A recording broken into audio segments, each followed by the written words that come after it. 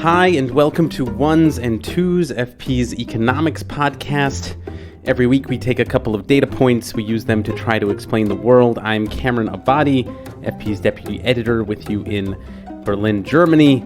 As always, Adam Tooze, FP's economics columnist and Columbia University professor, is with us as well. Hi, Adam. Hi, Cam. So, the second data point today will be tied to the upcoming July 4th holiday. More specifically, we'll be talking about hot dogs, which is the quintessential July 4th grilled meat. So stick around to hear about that. But first, we're going to be doing something more directly from the news, and the data point there is 300,000. That is the number of troops that will soon be in NATO's Rapid Reaction Force. That's one of the outcomes of a major NATO summit that took place this week in Madrid. It was held amid the ongoing war in Ukraine. NATO is set to put a force of 300,000 on high alert, an unprecedented escalation, 7 times the current number. Countries around the table are also recognizing that they need to spend more. Before the war started, I told Putin that if he invaded Ukraine, NATO would not only get stronger, but would get more united. The alliance made a number of announcements to show that it is taking its own defense seriously in light of that war.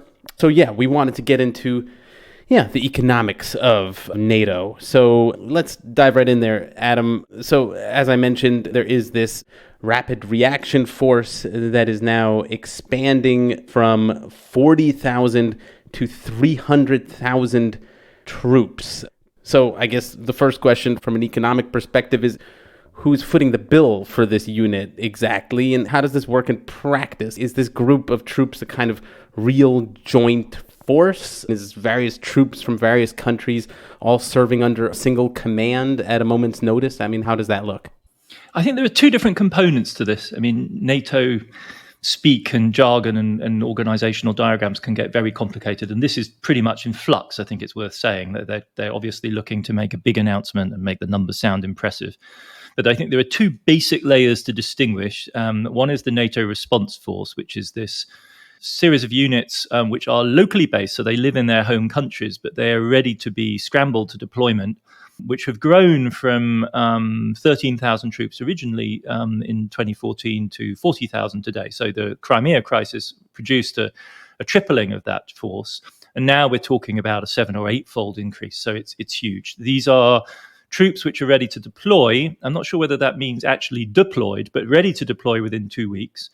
And I think one of the models here is going to be this so-called framework model of the military, where, for instance, the German Bundeswehr, the German army, incorporates units from Romania or the Czech Republic or the Netherlands into combat brigades, which are then, as it were, under standard NATO command and will have joint control between different militaries. But the Bundeswehr provides, because it's the bigger of these armies, notoriously of course, incapable in its own right, and so you incorporate other people's strength into your units. How this is all going to work out has to be sorted out in future. These are big numbers, and clearly NATO is looking to make a splash, but it's worth putting in historical perspective, because as recently as 1989, when we were still in the Cold War proper, there were 250,000 American troops forward deployed in Germany, all over the southwest of Germany, and 55,000 British troops as well. The West German army, the Bundeswehr, counted 500,000 men at the time. It was all men, a wartime strength of 1.5 million. So we're some way away from that kind of level of mobilization, but nevertheless, this is clearly a considerable stepping up on NATO's part of its readiness and ability to react. So one of the other developments that has recently come is that Sweden and Finland, two northern European countries, have now officially declared that they want into the alliance. It's pretty clear to me what benefits they would receive. Obviously, NATO commits to protecting the territorial integrity of all its member states, but what kind of benefits do countries like Sweden and Finland provide to the alliance? I mean, would they bring any specific military strengths with them into NATO? Yeah, and before we even get into that, it's worth saying that them joining is not just a commitment by NATO, but it's a very substantial commitment, right? Finland has an 800-kilometer border with Russia. So there is a huge extension of NATO's range. I think NATO is considering this, A, for symbolic political reasons, and B, because they always reckoned, if you like, that Russia, if it was going to mount some gigantic operation against Europe, it would probably intrude into the sovereignty and neutrality of these countries anyway.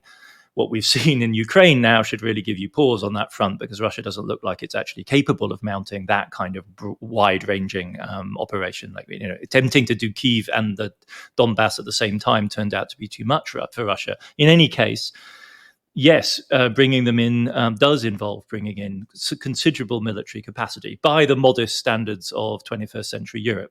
I mean, there's a lot of historical references made at the currently. I mean, when people talk about Sweden and Finland's accession, they often mention the fact that Sweden has a long history, century-old history of jousting with Russia, all the way back to Sweden's Charles XII and the great Peter the Great of Russia. The big struggle for control of the Baltic was between Sweden, which was at the time a mighty imperial power, and Russia. And Finland, of course, more recently has the experience of essentially fighting for its independence after the revolution of 1917, 1819, and then Soviet invasion in 1931, and less often mentioned, but nevertheless significant, the fact that the Finns fought on the side of Hitler's Germany from 1941, and the encirclement of Leningrad, the northern wing of that, was provided by Finnish troops. So, yes, these countries have some experience of tangling with Russia. They're kind of in the Polish league, if you like, of long-term antagonists of Russia, and under that aspect, it makes sense. It's also during the Cold War proper, they were very considerable military forces. They were a bit like Switzerland's. Sweden had a reservist force of 850,000 men. It had a considerable military industrial complex. It still does. Saab makes modern fighter aircraft. They had their own tank production, rather original tank designs from the Swedish side. And still today, I think Sweden is probably the big win for NATO here. No one doubts, I think, the determination and grit and general organisation of the Finns, but it appears right now that the Swedes have the more competent force. Really interestingly, Sweden reintroduced conscription of a kind in 2017, a very unusual development in recent European history. It's very, very selective. So out of a cohort of about 100,000 people, young people born every year of the relevant age, they're only conscripting 4,000 or 5,000, but they've already had conflicts about it. People have become draft, dodgers and refusers in Sweden. So there's a real, I think, a sense of commitment on the Swedish part to tackling this. They're also one of the few countries in Europe which is developing not just defensive but offensive cyber capacities. So the Swedes seem in earnest in really putting up an active defence of their interests. So for them to move from neutrality to an open embrace of NATO is, given their long history of neutrality, is really a considerable thing. It also strikes me that the alliance these days is made of so many European countries, many of them fairly small countries, medium-sized countries, and as from what I can tell, plenty of them have pretty underwhelming militaries. I mean, these are not military powers necessarily that NATO is comprised of. So what is the issue with European militaries these days, really? I mean, is it because simply they're not spending enough, or is it that they're not spending the money they have in their military budgets well? Yeah, I mean, I guess more generally, how should a small country be efficiently using its constrained resources for a military budget? It should not be doing it independently, and this is the curse of European defence policy. If you add up what the EU members spend, it's 216 billion euros. Now, that is the number 3 defence budget in the world after the United States and China. So it's easily enough to buy you aircraft carriers, a major nuclear strategic deterrent. You could have absolutely everything you need for military sovereignty at that level of spending. You wouldn't need to increase it by a cent. But what you do need to do is spend it intelligently on one military. And instead what they do is spend it on over 20 separate militaries. So they're kind of like these little Potemkin village militaries where you have enough troops to be able to put on a parade and have some tanks to drive around on your national holiday. But you are not capable of really mounting any kind of military activity. I mean, the Germans are the most staggering instance of this. They managed to spend almost 45 billion euros on the Bundeswehr and get nothing, literally nothing, in terms of military capability for it. The British and the French do a bit better. They spend 50 to 55 billion each, and they get capable militaries, but not really capable militaries. This was visible in Libya when they mounted that ill-fated intervention there and ended up relying on the Americans within a matter of weeks because they ran out of ammunition. So, but if you aggregated this, it would be the third largest military budget in the world, and it would give you absolutely everything you needed to be completely, I mean, Russia would bounce off you. They wouldn't have a hope, and they wouldn't even tempt anything, I don't think. So it's all a matter of politics. It's one of the most staggering inefficiencies there is out there in public expenditure, that you could spend this amount of money and get so little for it is really remarkable. Because, I mean, 216 is like the American Army's budget or the American Air Force budget, or the American Navy's budget. So Europe could have one of those. It could have a globally significant force. So you need less personnel above all. So you'd shrink all the armies down. You'd probably have no more than 300 or 400, maybe 500,000 men and women in uniform on that kind of budget, perhaps even slightly less. It's an astonishing example of just how particularist national politics can cause waste. It's truly staggering. I mean, this does raise for me whether there was something to the sort of obviously very crude rhetoric we used to have from the Trump administration. But I mean, do these European countries only get away with this because they know that America's there in the background? Up to a point. I mean, there are two. I mean, that's to concede the American point that there is a risky world out there, right? I mean, the original, I think, to get inside the Europeans' heads, it's not so much that they thought there was a risky world and free road on America, so much as they just didn't think the world was risky. And the Americans somehow in the dark night of their soul were convinced that the world was still full of risks, but that was kind of an American hang-up. And so you kind of had to let the Americans do their thing. But then you stepped as far back from it as you possibly could, like the French and the Germans did in 2003. And for good reason, right? That totally, America's war on terror, which consumed hundreds of billions of dollars, was a total waste of American resource. So at base level, the Europeans and the Americans actually just had a completely different threat perception. And I think the Europeans just decided there was no point in arguing it out with the Americans. If they wanted to spend between 3 and 4% of GDP on having this giant military, well, then yes, sure. I mean, one of the spin-offs was security for Europe up to a point, but also risks for Europe, right? Because when America goes blundering around fighting these ridiculous wars of choice, it generates risk for everyone that is allied with the United States, which I think currently is probably the European view deep down, off the record, of America's confrontation with China. Because Europe certainly has issues over human rights with China. Europe certainly has concerns about the influence of China, say, on European universities and, abuse of the rights of Chinese in Europe. But Europe doesn't really have a dog in the Indo-Pacific struggle, I don't think. I mean, they can persuade themselves of that, and then the European security think tanks will cook up strategies for the Indo-Pacific, and the French will tell you they're an Indo-Pacific power because of their colonial legacy. But I mean, really? Question mark. So I think that free rider model is tempting, and it's certainly how Americans like to digest this. But I think if you really want to get inside the European head, you have to acknowledge that they just don't think, or didn't think, until Putin unleashed, these two phases of struggle in Ukraine, didn't really appreciate quite how risky their neighborhood was.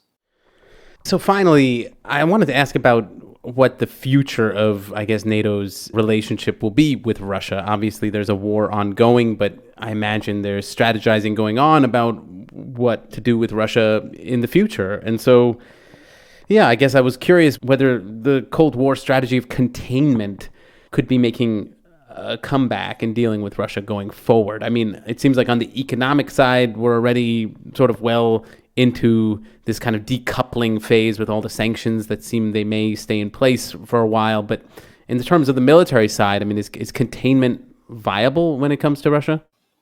I think the answer at this point is we really don't know, right? Because we've only seen one facet of this conflict so far.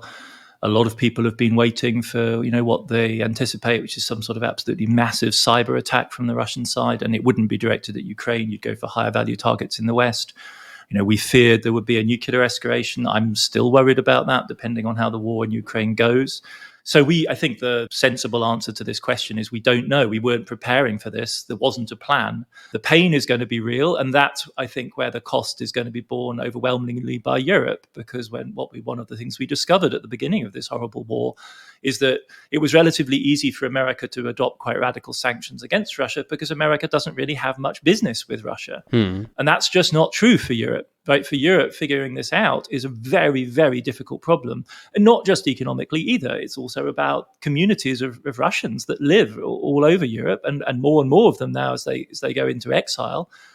And very deep social and cultural links, which are not unnatural and shouldn't be somehow like denounced as some form of appeasement, but are simply the sort of connections that you have with your neighbors, and very large, very important, very culturally and socially significant neighbor like Russia. So figuring that out is going to be hugely difficult. And anyone who has connections with Russia is feeling the pain right now. I mean, it's a form of amputation that's going on.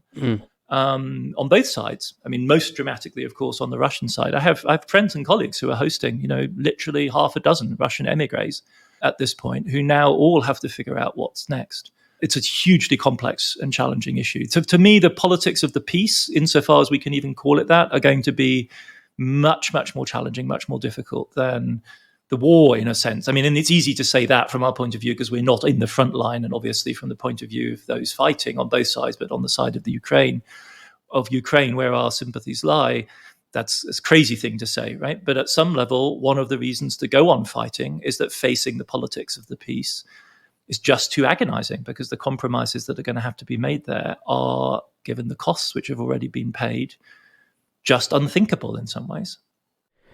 Yeah, that's certainly true from the signals that are being sent here in Berlin from the German chancellery that, at some point, the relationship with Russia from the German side won't be the same as the one from the US side, probably. Some of the reaction to that seems to sort of cynically accuse Germany of trying to just get back to making money off of Russia. But obviously there's a lot of other considerations there as well. We do need to leave it there for now, but we will be right back to talk about hot dogs. As strange as that sounds, It's not obvious to me what segment would not sound strange with hot dogs. Yeah, so, I don't know exactly. I think we're doing okay. I don't think I've ever exactly. I think just saying the word hot dog out loud is strange. It's very strange. Yeah. I'm gonna bring it round to a Cold War segue at the end. Actually. Oh really? I've got a special American meat Cold War segue for the conclusion.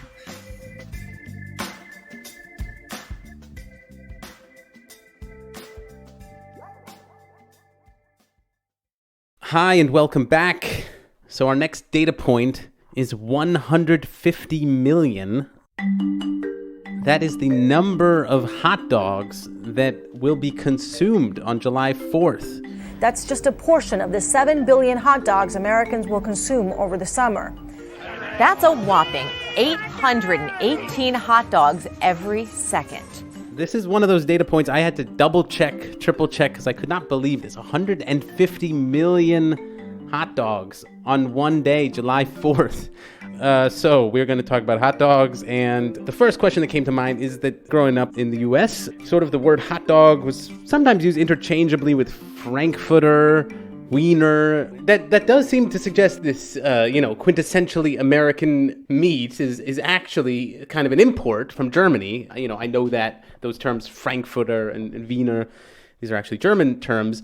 So I don't know, Adam, could you tell us how the hot dog actually got to America in the first place? Yeah, so there literally is something called the Hot Dog and Sausage Council of the United States, which makes it its mission to sort of, enlighten and clarify and disambiguate the entire zone of, sausage and hot dog economics. And obviously, in America, the hot dog bulks so large that it rather eclipses the sausage, especially anything other than the breakfast sausage. Whereas coming to this as a European, it's just obvious that the hot dog or Frankfurter or whatever is some subset of this much larger category of things we call sausages, and which are ancient. The earliest mention of sausages in Western civilization, God knows what it is in Chinese or Indian, is 9th century. In Homer's Odyssey, there is already mention of sausages, because what are they, right?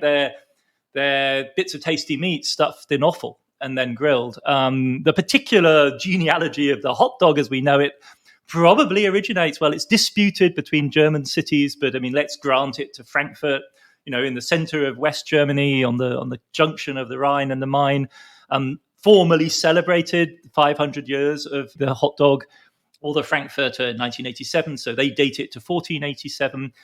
People of Vienna also claim it. The two things converge, essentially, in the melting pot of North America in the late 19th century in places like the Lower East Side of Manhattan, of New York, or Chicago. And by the 1860s and 1870s, German immigrants are selling hot dogs, what we would now call hot dogs. They were at the time called sausage dogs or Dachshund sausages, after the shape of the dog, with the long, elongated, arched back. They're being sold on push carts in the Bowery from the 1860s. In 1871, Charles Feltman, a German baker, opened a first stand on Coney Island, and he sold 3,600 Dachshund sausages on milk rolls in his first year of business. I've worked it out. It's not really very many. That's only like 10 a day. So it's kind of a miracle it survived. An important date in American hot dog history is the Chicago Columbian Exposition, which brought loads of visitors to town. And they, because Chicago is, of course, a big German-American city, enjoyed the food. They became standard fare at baseball parks around about the same time in 1893 when they were introduced on the stands in St. Louis.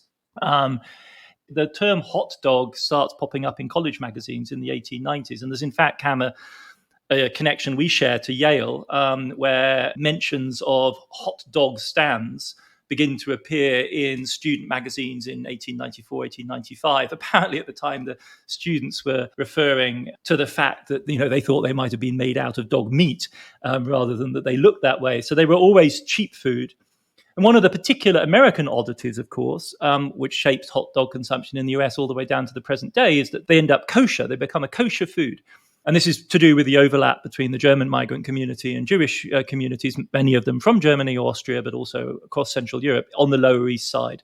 And so the Hebrew National Kosher Sausage Factory, one of the bastions of kosher hot dogs, was established in 1905. And Hebrew National becomes a major supplier to New York delis. And from there, they spread to the entire country. One of the fascinating things about them is that savvy non-Jewish consumers knew that koshered Hebrew National hot dogs probably didn't contain dog or horse or any other animals that were non-kosher.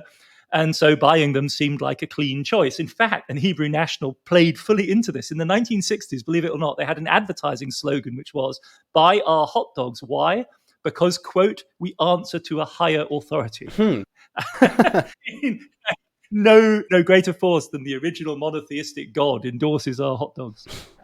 So if we were to look at hot dogs, I guess, from the perspective of labor economics, say, I mean, who makes American hot dogs exactly? I mean, where are the factories? Who's staffing them? And yeah, I guess, what are the conditions in hot dog factories as far as we know? Well, perhaps unsurprisingly, it's rather harder to research exactly the sausage-making conditions than you might imagine. Famously, it's better not to know.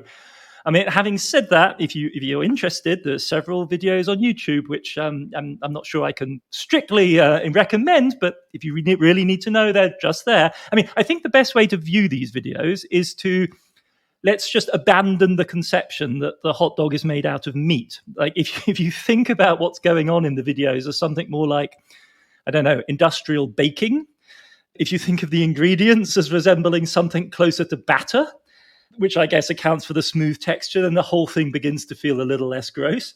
There are factories which process up to 300,000 hot dogs an hour, which would feed that huge surge that you were mentioning earlier on, on the 4th of July. They are highly mechanized. I don't think there's any doubt from watching the videos that this is pretty grim work, and you wouldn't want to do it unless you had really few other options. But on the other hand, it's also not slaughterhouse work. So it's not as horrifying as the kind of ghastly labor that people have to do and truly dangerous labor as well, because you're using cutting tools. Whereas this is just food processing of a particularly intense variety. Again, getting hold of the market size and like who produces what is really tricky, apart from anything else, because the hot dog is so suffused with nostalgia that people seem to lose their grip on kind of basic mental arithmetic. So the standard hot dog numbers that you'll see is that through grocery channels, American households buy about £1 billion of hot dog a year, £1 billion. Now, standard size hot dogs are either 8 to a pound or 10 to a pound, I've learned. So that's between 8 and 10 billion hot dogs a year are sold to American households. Now, if that strikes you as a truly staggering number, if you work it out over the population, it's about 30 hot dogs a year across the American population, which is huge, but perhaps not entirely unfeasible as a number.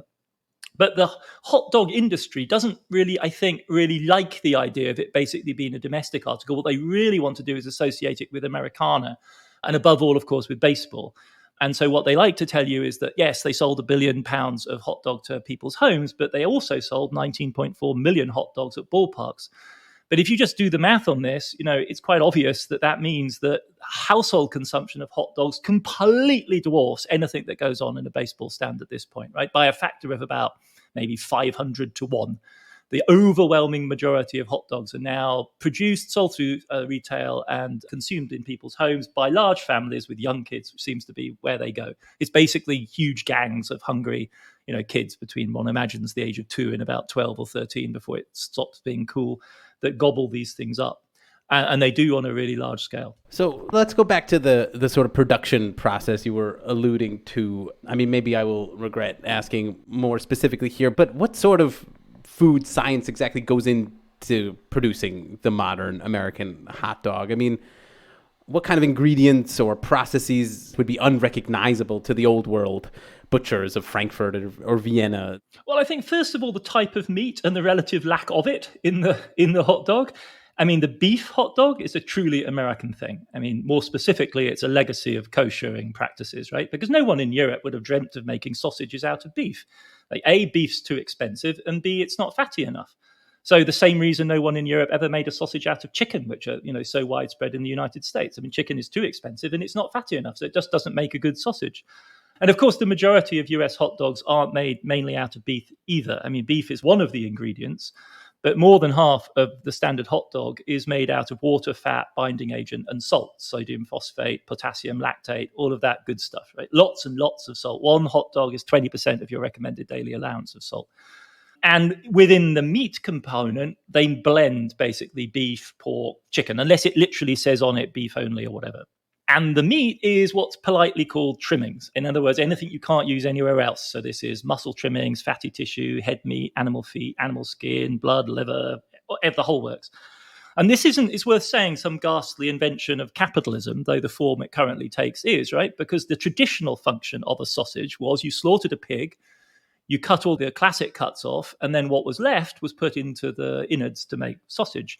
And to European consumers and traditional foodways, the liver or blood, for instance, or head meat are not necessarily, I mean, they are cheaper than the main cuts, but they are not gross stuff that has to be processed and hidden from the consumer, right? People, like, I grew up eating liver sausage. I grew up eating liver. Many people around the world do. It's very tasty. It's got very strong flavor. And so it's prized. But what they do to it now is they basically turn it into a slurry or a batter and then set that.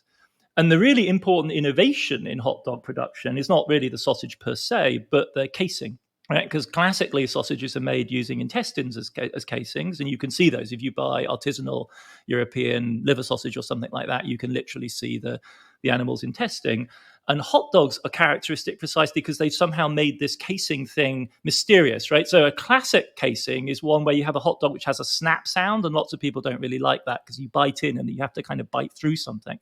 And so what really made the all-American hot dog, this smooth meat tube that somehow hangs together without actually having a skin, is an invention by this guy, Irving O'Freund, in Chicago in 1924, which is the skinless hot dog. And so what you do there is you cook the meat slurry in a cellulose casing, and then you peel it off. And so you're left with this just sort of amazing, it's kind of magical, right? This pillar of meat that you can play around with or whatever, and it doesn't fall apart. I mean, hilariously, apparently the trade name for these original casingless sausages was No Jacks or No Jackets. And they were sold in local Chicago sausage markets. So the No Jacks caseless Frankfurter is really the breakthrough innovation of the hot dog world. Wow, okay. I'm going to try to use that term, see if anyone knows it the next time I'm in the mood for one. But I wanted to ask now about meatless alternatives to hot dogs. I know there's a big market in sort of meatless meat for vegans and others. I mean, is that starting to catch up in popularity when it comes to hot dogs? I would imagine that it would be easier to replicate a hot dog in a vegan form just because of the texture, you know? Yeah, I'm totally with you on the texture thing. I mean, I've given up eating meat recently, and or as best I can. And certainly it would be easy to replicate the texture of a hot dog with maybe tofu or seitan or something like that. But I think the thing to focus here is on the economics, right? Because hot dogs are cheap food. And if you're in the business of expensive innovation and trying to claw back, margin with some sort of substitute, I don't think you'd start with hot dogs. But what they've done instead, of course, is to start with beef because it's higher priced. And you have to say that these new meatless alternatives they created for hamburger in particular are, to my mind at least, astonishingly effective. But what they cannot do, and what no one has yet managed to do in a satisfactory way, is create a substitute for the taste, to my mind anyway, of cured pork. And so that for me is the real challenge. I go anywhere with like serious sausage culture and it's a battle to we were in Thuringia and Saxony a couple of weeks ago and man, it was hard to resist. That particular flavor of cured pork, if you've become attached to it, it's pretty hard to break. And no, as far as I'm aware, there are no really good meatless substitutes. Maybe we'll get one of our callers will be able to chime in and suggest something that will scratch that particular itch. Yeah, do let us know if anyone out there knows. Otherwise, finally, I guess I wanted to ask about hot dogs as an export. I mean, is it a significant export at all for the United States? Is this something that the rest of the world wants from America, are hot dogs? When I first read this, Kev, I have to admit, my European, hauteur kind of I was so tickled by this idea that anyone in the world would conceivably want to import an American hot dog. But, for anything other than the creation of Americana, I mean, maybe ultra authentic Japanese baseball fans like to eat them or something like that. But it turns out, when you Google this, that there are countries in the world which import American hot dogs, and it's Chile, Ecuador, and Panama, perhaps unsurprisingly, right? So kind of Latin American neighbors of the United States. And, the more I thought about it, the more I realized I shouldn't really be scoffing, because I was actually raised on an even weirder American meat export. Why? Because like many people around the world, around World War II and in the early Cold War, my parents were raised on special processed American meat, otherwise known as Spam, which is kind of it's a more pork-based American processed product, which comes in a can, which you have to it has this great key that you turn and you lever it off. Very exciting as children. And they passed this taste on to us as kids. So in the late 60s, early 70s, I grew up eating grilled Spam. You put it under a grill, it creates this caramelized texture on both sides. It's no one's idea of health food, but it's quite yummy. And apparently it's quite big in Asia, notably in Korea. And the logic here is it's the American Cold War presence that takes these products around the world, and then they become incorporated into people's cuisine. Notably, I think the Asians have been much, much more innovative in what they do with Spam. In Britain, we just added it to beans on toast or something like that. But it was by no means haute cuisine, but there it was. And so these products, if you like, a reverse European import of an American processed meat, was still very much around, 3 or 4 decades ago in Europe. Well, there are all sorts of products people take off of America's hands. Sometimes I'm surprised by, even, Marvel movies. So, if they take our hot dogs, I guess it shouldn't be that big a surprise. In any case, everyone's celebrating 4th of July. We wish you a happy Independence Day in the U.S. And even if you're not, maybe you want to try a hot dog if you've never had one before. But we will leave it there otherwise for now. Okay, that's it for another episode of Ones and Twos. Thanks as always to my co-host Adam Tooze.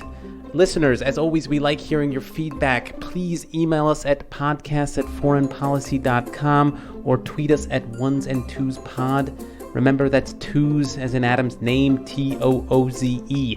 And of course, remember to follow and review us on your favorite podcast app. Ones and Twos is written and edited by me, Cameron Abadi, along with Adam Tooze. It's produced by Laura Rosbrow-Tellem and Rob Sachs. Our social media manager is Claudia Tatey. The executive editor of FP Podcast is Dan Efron. Thank you very much for listening, and we will see you back in your feed next week.